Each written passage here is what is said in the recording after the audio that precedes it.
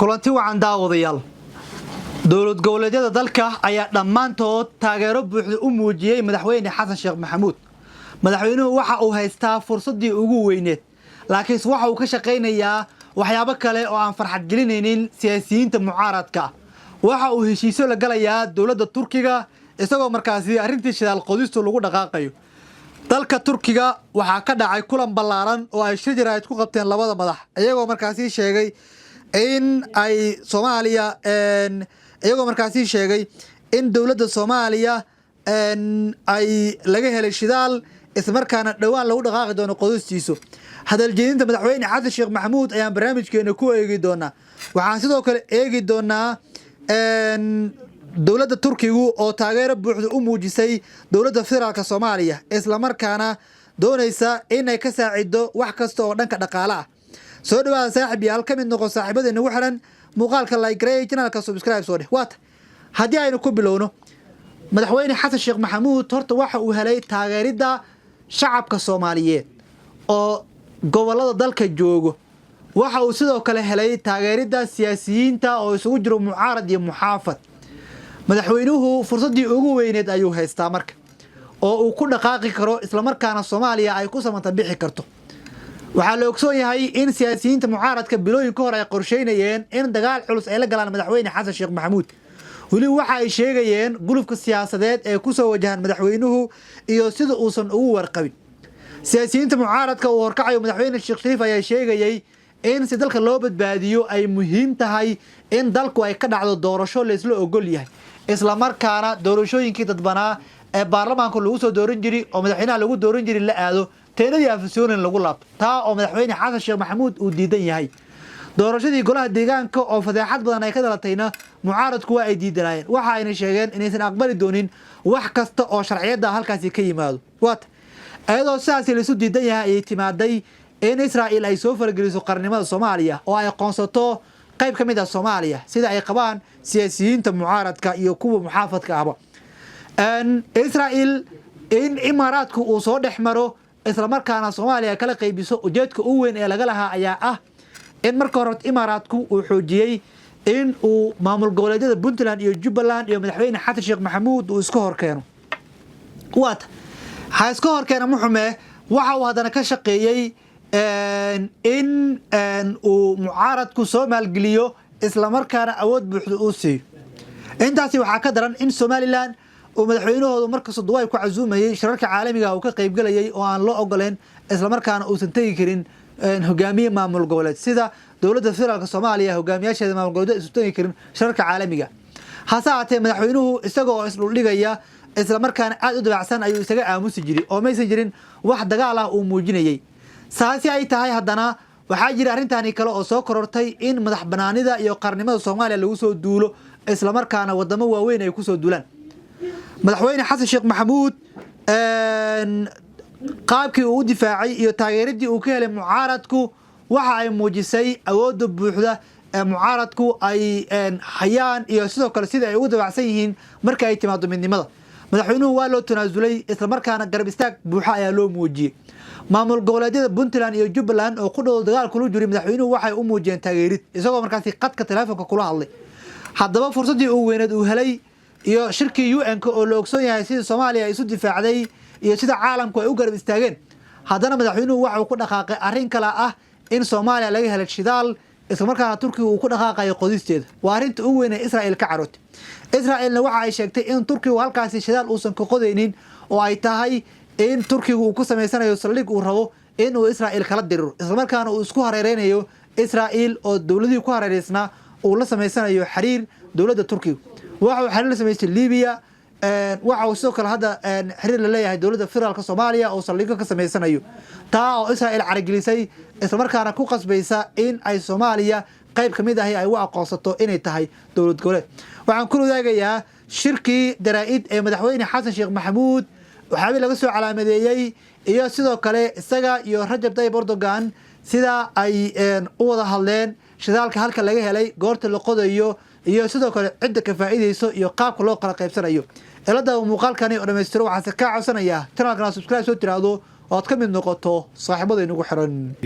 Strong relationship an enduring partnership between Somalia and Turkey, it was an opportunity again to share the information in different parts of the world.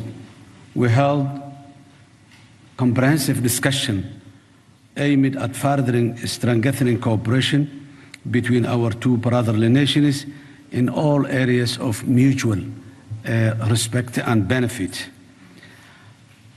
I express my gratitude to His Excellency President Erdogan and the people of the Republic of Turkey for their support standing with Somalia at the most difficult times, as did in the past.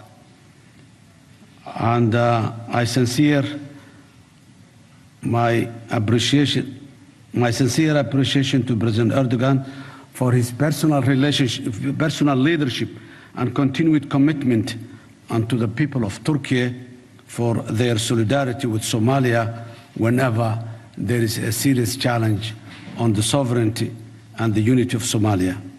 Turkey has played a major role in supporting Somalis in general to agree among them and establish their own strong government in place. Turkey was principled and has been almost 10 years ago when Turkey has started mediating Somaliland, and since then has been trying to put all the possible efforts to make sure that this issue of Somaliland has been settled in a peaceful and brotherly manner. A lot has been done in all these efforts, which was in many areas was successful, and still President Erdogan today declared me that Turkey is still standing and ready to support Somalia. Turkey's principled support played a vital role in Somalia's progress towards peace, stability, and institutional recovery. We also extend our thanks to our partner countries, as well as regional and international institutions, for taking a firm stand against the violation committed by the State of Israel on 26 December this year.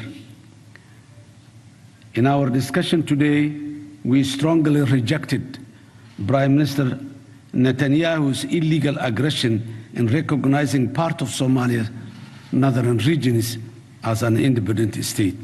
This aggression and the blatant meddling constitute a clear violation of the international law, the Charter of the United Nations, the Constitutive Act of the African Union, and all established diplomatic norms. It sets a dangerous precedent and runs directly contrary to the principle of sovereignty, territorial integrity, and non-interference that underpin in all international systems. Such actions are creating conditions that embolden violent extremist groups who thrive on narratives of external interference, which now Israel has blatantly taken place.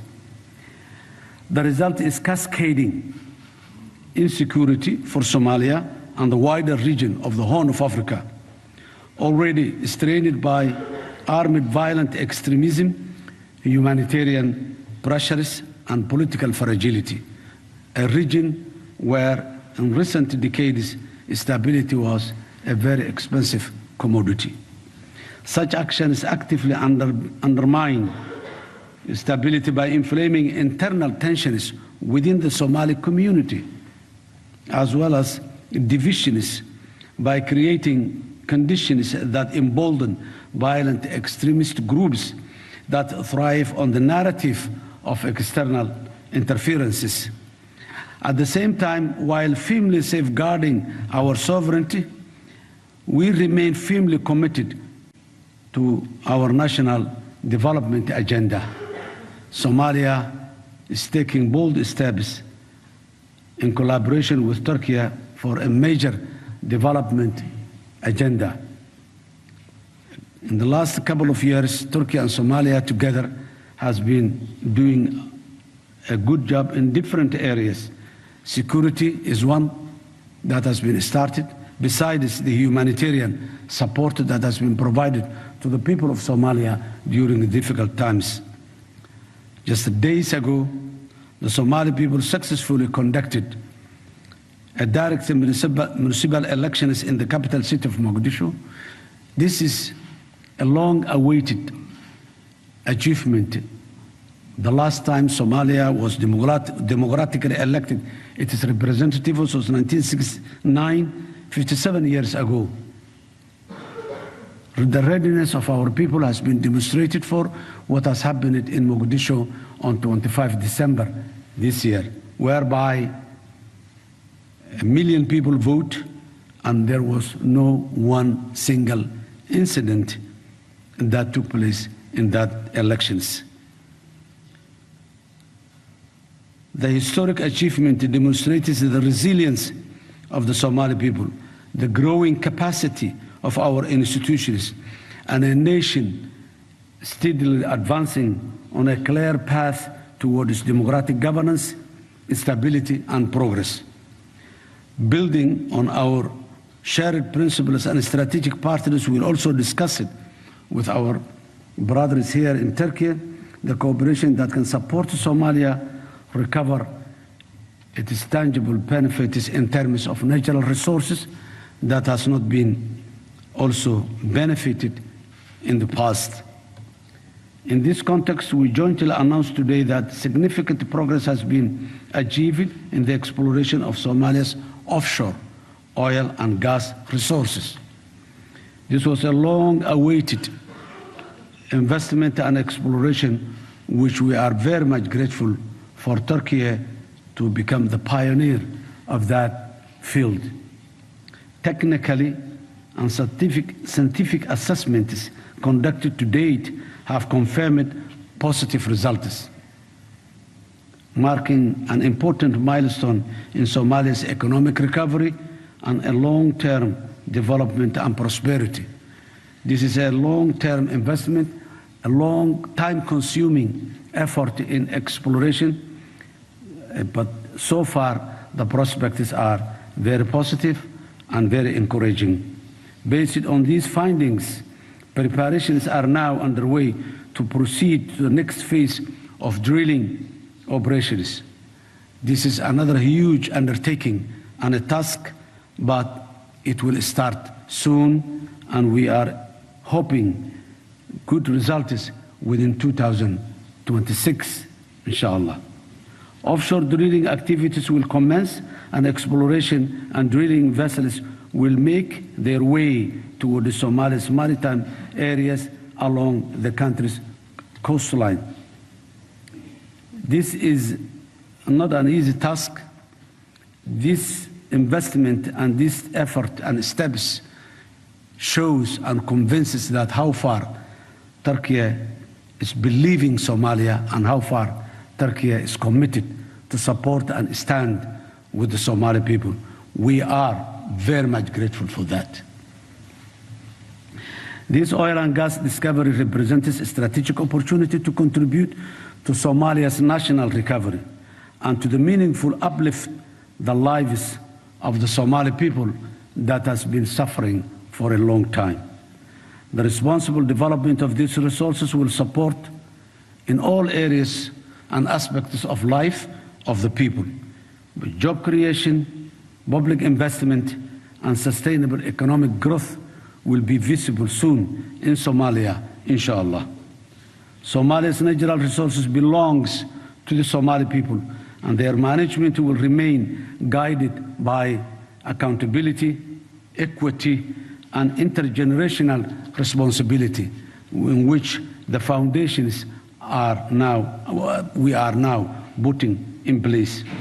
We reaffirm our shared commitment to ensuring that Somalia-Turkey cooperation strengthens peace and stability, advances Somalia's economic transformation, and delivers tangible benefits to the way of life and to the livelihoods of our citizens and the future generations of the Somali nation. So that, thank you, Mr. President, and the people of Turkey. بسم الله الحمد لله والصلاة والسلام على رسول الله دمان muwaadiniinta Soomaaliyeed meel kasta ay joogaan waan salaamayaa waxaan leeyahay walaalayaal sidii aan horay u ballan qaadnay waxaan u howlgalnay sidii loo We've been listening there to a media briefing between the Turkish President Recep Tayyip Erdogan and Somalia's President Hassan Sheikh Mohammed, speaking about the ongoing relationship between Turkey and Somalia, and of course touching on the recent recognition by Israel of Somaliland by Israel, both denounced by the presidents of either country. Let's continue listening to what the Somalian president has to say. The territorial integrity and the sovereignty of Somalia, we will make sure that our economic development indeed goes intact. And throughout this process, we have always felt the support of Mr. Erdogan and the Turkish state. At the end of the day, we are trying to build a more prosperous and a secure future for our people.